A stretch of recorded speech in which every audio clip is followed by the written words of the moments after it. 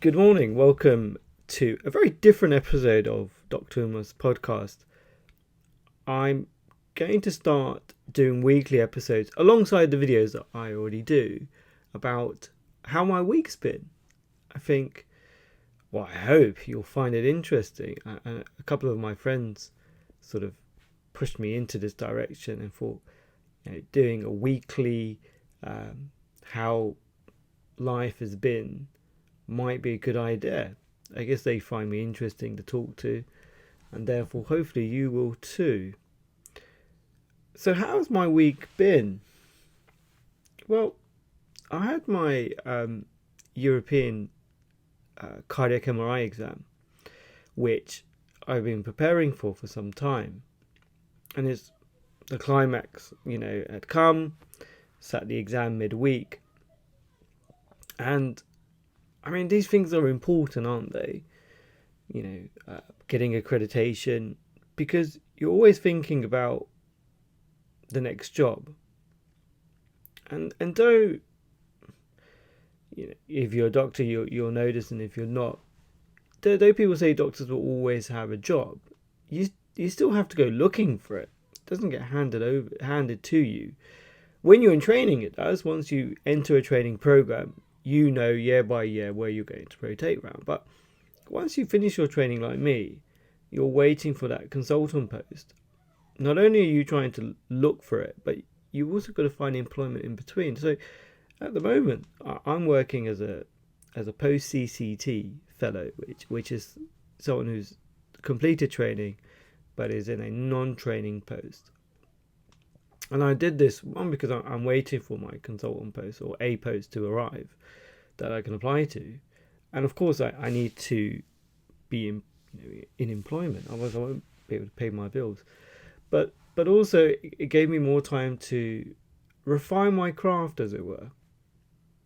And so as part of that, I decided to do the European MRI exam. And with that, I'll be able to applying for jobs, be more competitive. And you always got to remember, stay competitive on your CV. And I think when you're in training, sometimes you don't think about that. And I notice that a lot with people that come to me for career advice, or they're applying for specialist training.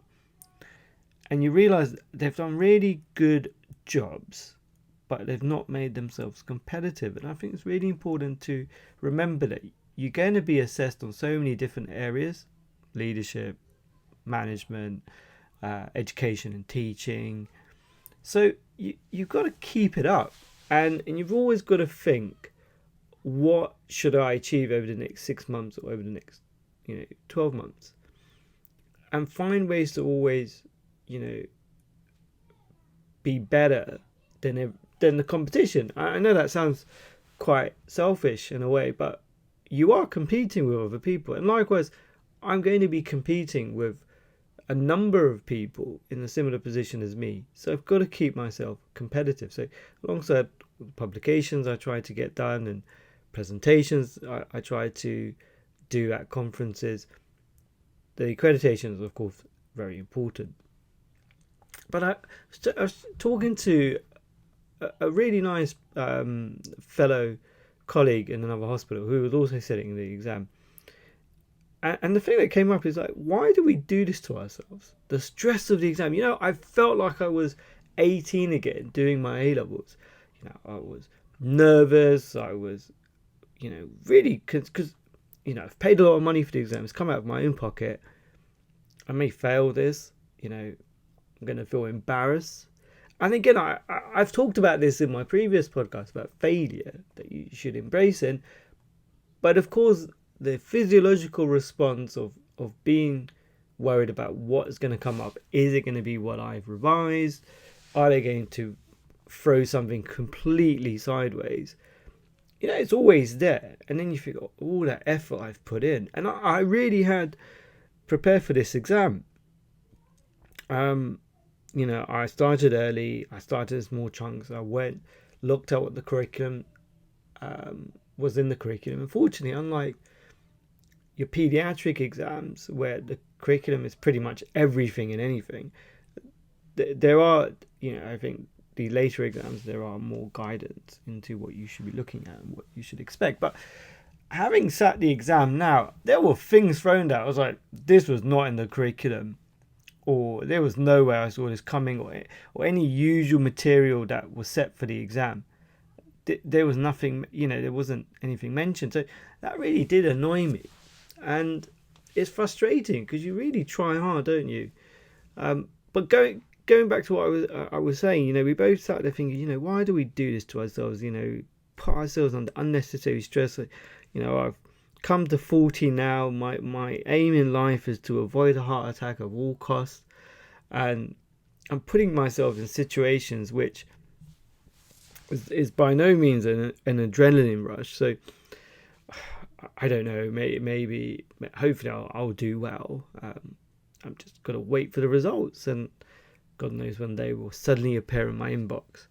But it's been a stressful week, and then I've put so much on hold, in terms of tasks at work, things at home.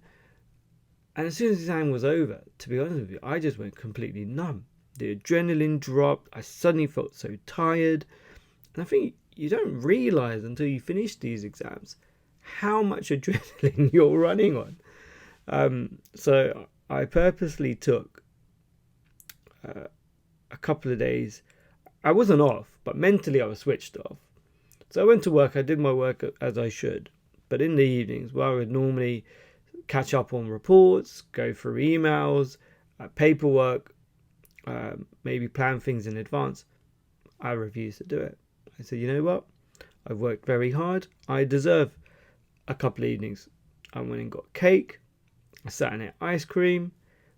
I have a very sweet tooth, but I decided it's really important to mentally switch off. And I think that would be my advice to anyone, that do put time aside where you're not thinking. And it's important to recharge your batteries.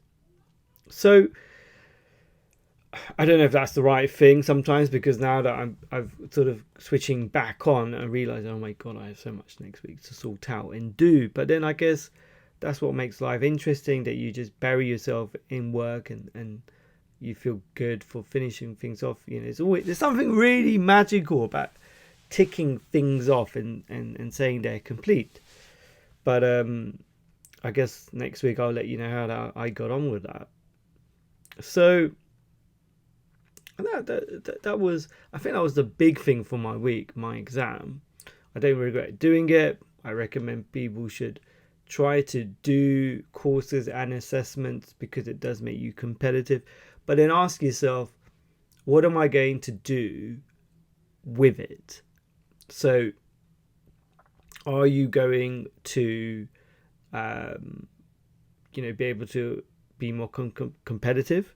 Will you be able to do something differently than anyone else? Would it lead to anything more, what's the word, to make you more productive or more active in the workplace? So yeah, I think the exam was definitely worth it. I don't regret doing it. I just hope I pass, and that's the next stress, having to pass. And if I don't, dealing with that, thinking about how do I prepare better next time round. But I don't want to be so pessimistic about these things. I think it's best I sort of see how things are. The other thing that I think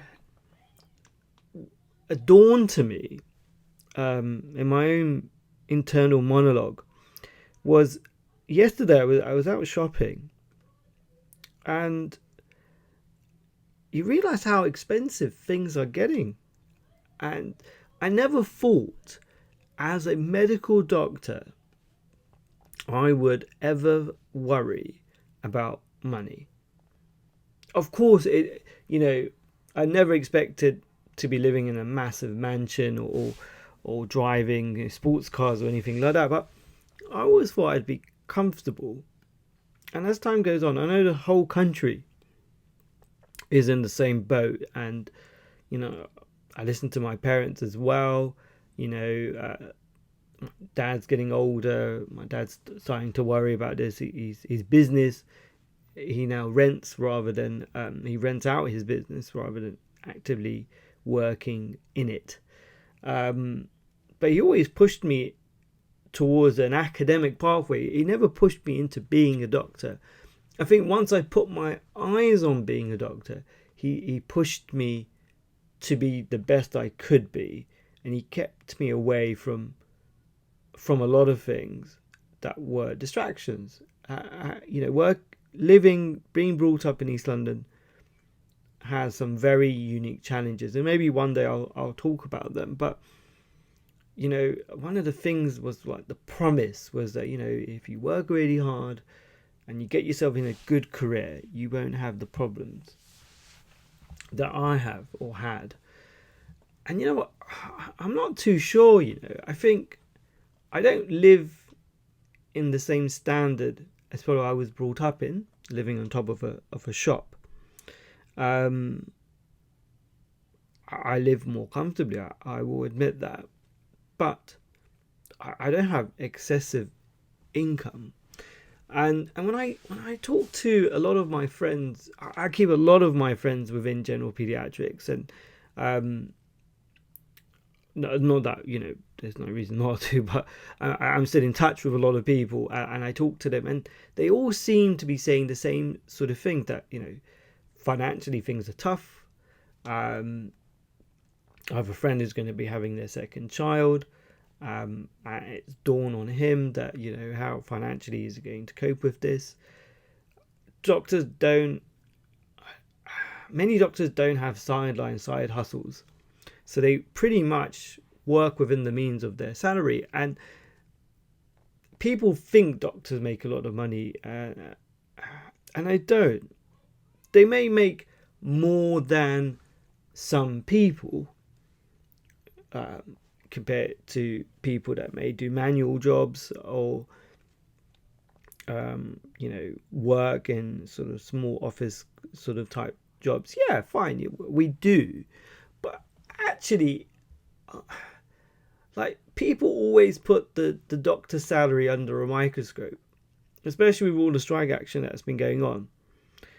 But no one seems to have an issue with bankers. They accept that they earn massive amounts of money. I have friends who are lawyers who make a ridiculous amount of money that they don't even have to think when they spend, and no one has an issue with that. I remember when I had to visit a solicitor once, not for a medical issue, thankfully, but even to get a letter, it was like, well, I'm going to charge you 100 and something plus per hour to even read, consider, and then I have to write a response, and they sell it to you they paint it all up. I've got to consider this and the implications of what I say, and so forth and so forth. And people don't bat an eyelid. People say, well, that's the cost, and that's fine. No one has an issue with that. There's so many industries, IT, people don't have an issue with that. But yet, for some reason, when it comes to doctors, people really analyze what they get paid. But not only that, there's a massive assumption that we make a lot of money. And my father still thinks, why have I not paid off his mortgage? He thinks I should be swimming in it. And when I do talk to him occasionally about, how I have to think about finance and whatnot, he just thinks that either I've got probably some sort of gambling problem, or I've got some hobby that I'm just spewing, wasting my money away that I've not told him.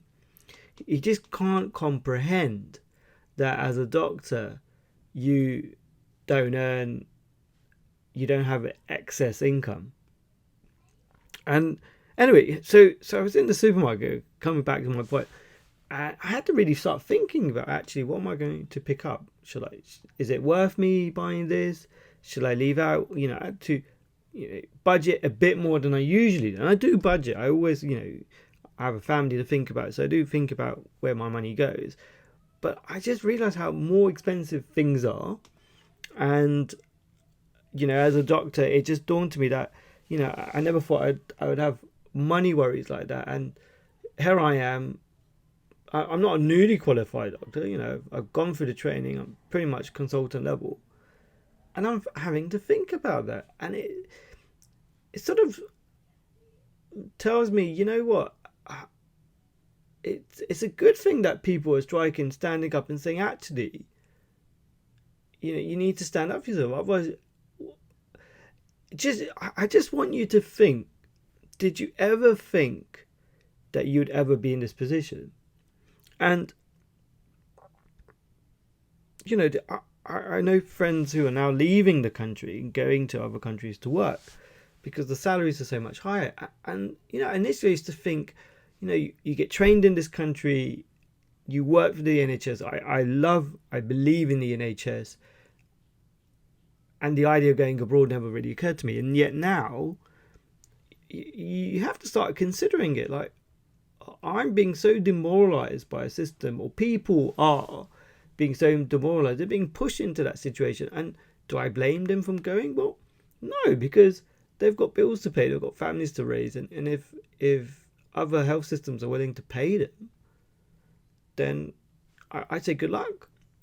I'm not very keen to leave the country. I don't want to leave my parents behind. I don't want to disrupt my kids' schooling.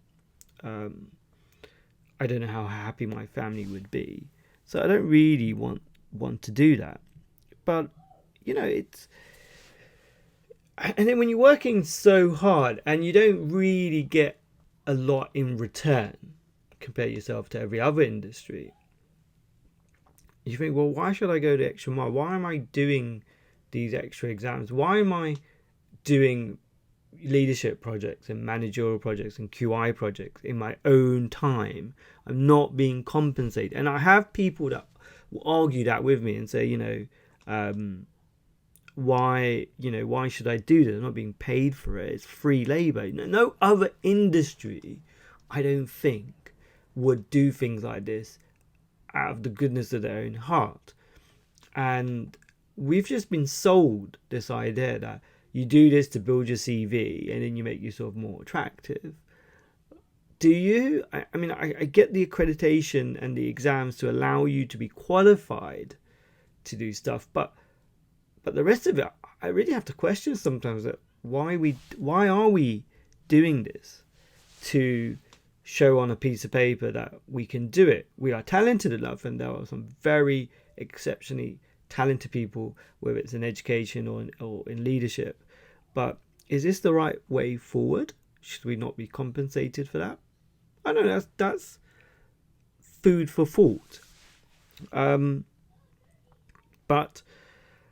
then you get so demoralized. Then actually, if people were paid properly and compensated properly for the additional hours and stress and responsibility and the worry that something would come back onto you, I think financially you should be compensated for that. But those are my thoughts, and who knows? It's a very difficult situation to even to consider that, would I end up being pushed to go abroad? People are fighting for locums. So this is a conversation I'm having with people. People are fighting for locums. There are no locums anymore. We're moving away. The hospitals are somehow moving away for releasing locums for shifts. They're either saying we don't have the money for it, or we're trying to get a buy without it, or they're going down the road of physician assistants or recruiting fellows to lessen the financial burden, which I totally do understand. But now you have people. I have friends telling me that the minute a locum comes out, there was so much fighting to get that shift because people are financially insecure. And again, I say that to you. You are senior medical doctors who are financially insecure. And I know people from the public will argue, oh, you don't know what problems are. But again, I say to you, medics are people that have given up, have dedicated themselves from an extremely early age. Most doctors are not people that have got a silver spoon in their mouth. I can tell you, scrubbing the floors of a chicken shop and running my dad's takeaway, making chicken burgers while reading my textbook. I do not come from privilege. I worked really hard. I stayed away from a lot of bad things, and I've tried to do well. But and so do so many other doctors do. But we are in this position. I never thought it would ever happen. And it's a worrying prospect. And the younger generation coming in are seeing this. And this is probably why they are striking. They do not want to be in this. They're trying to fight the fight now into fair pay so that they are not in the situation that they're seeing their registrars and consultants to be in. Like I say, we are not to the point where we are having to use food banks. But we are not in a situation where we don't have enough money because we're buying the most fanciest cars or live in the fanciest houses. I think there's a balance. I think you've got to put things in perspective. But the public perception, my parents' perception, that I earn a lot of money is definitely wrong. So I don't know. It just dawned to me that and then, that's the whole point of this podcast. It's just me to tell you what's on my mind. Tell you what I'm thinking. Maybe you'll resonate with it. Maybe it will inspire you. Something I say may inspire you to do something. I don't know. Maybe it'll spark a conversation. I'm always interested to hear, people's thoughts. Do comment on this episode. I do like to see, and it helps me to think about what to talk about next. So I don't know. I'm going to leave it there. It's been an interesting week. There are other things that happened, but I might bring those out on another episode. But next week's going to be interesting. Let's see if I can catch up with stuff. Hopefully, maybe my results will come out and maybe I'll pass. Let's see. But I hope you've enjoyed listening to me. I've definitely enjoyed sharing my thoughts. Do subscribe. Do tell your friends about this podcast. Not only my weekly take, but also the educational content that I also put out. And if you haven't checked out my website, MRCPC8 specialty courses for interview, application, support, along with coaching and various other pediatric and non-pediatric related courses. Anyway, I hope you have a good week, and I hope to chat to you at the end of next week. Bye bye.